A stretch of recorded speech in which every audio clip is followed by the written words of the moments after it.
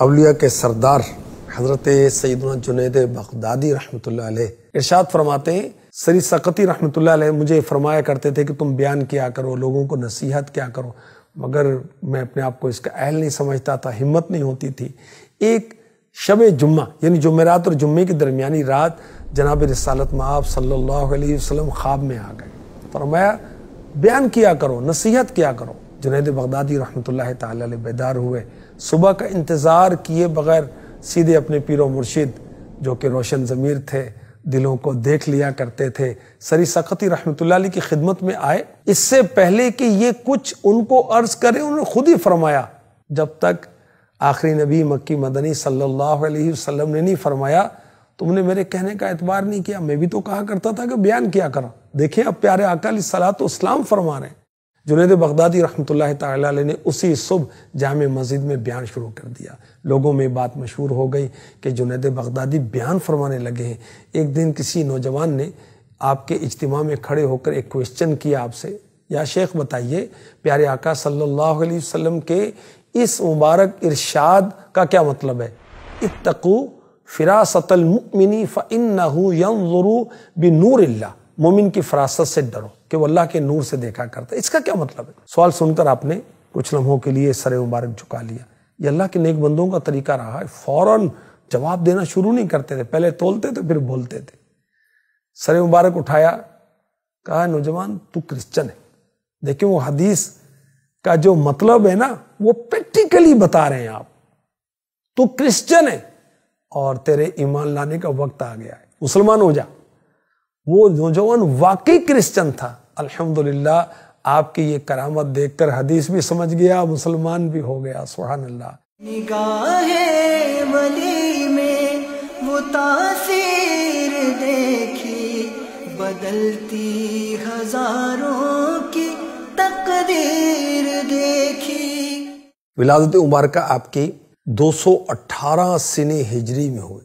نام مبارک جنید، نسبت بغدادی کیونکہ بغداد کے رہنے والے تھے، کنیت ابو القاسم، القابات سید الطائفہ یعنی گروہ اولیاء کے سردار، اپنے ماموں سری سقطی رحمۃ اللہ علیہ نیز حارث محاسبی رحمۃ اللہ علیہ کی صحبت سے اور بہت سے اولیاء کی صحبت سے فیضیاب ہوئے، اور ابو ثور رحمۃ اللہ علیہ سے علم فقہ آپ نے حاصل کیا۔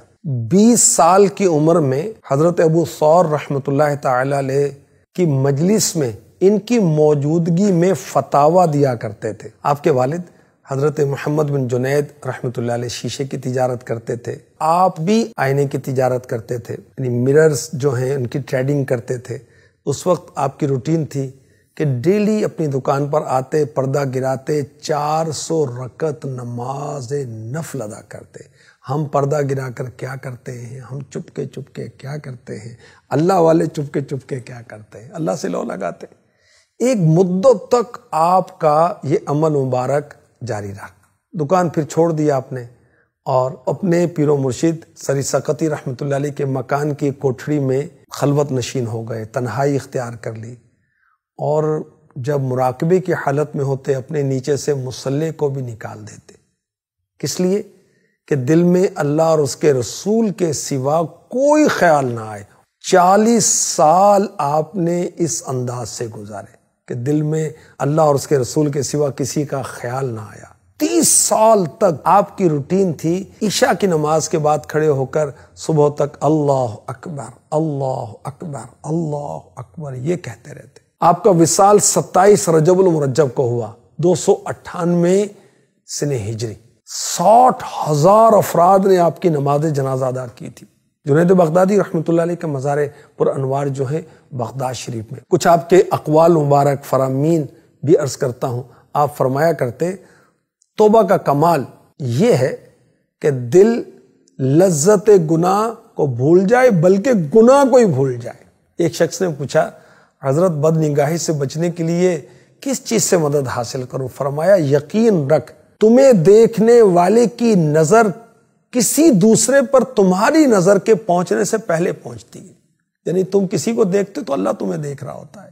حضرت جنید بغدادی رحمۃ اللہ تعالی علیہ سے عرض کی گئی، کچھ لوگ یہ سمجھتے ہیں کہ شریعت کے احکامات اللہ تک پہنچنے کا ذریعہ ہیں، ہم پہنچ تو گئے، اب شریعت کی کیا ضرورت ہے؟ فرمایا سچ کہتے ہیں۔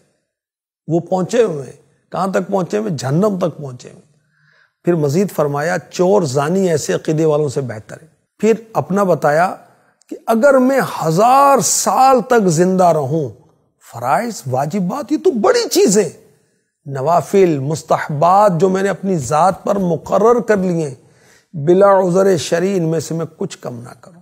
سبحان اللہ۔ جنید بغدادی رحمۃ اللہ تعالی علیہ فرماتے ہیں کوئی شخص بھی اللہ پاک تک اس کی توفیق کے بغیر نہیں پہنچتا، اور اللہ تک پہنچنے کا راستہ محمد کی اتباع اور اقتداء ہے صلی اللہ تعالی علیہ وسلم۔ ارشاد فرمایا جنید بغدادی رحمۃ اللہ تعالی علیہ نے، اخلاص اعمال کا کدورتوں سے پاک ہونے کا نام ہے۔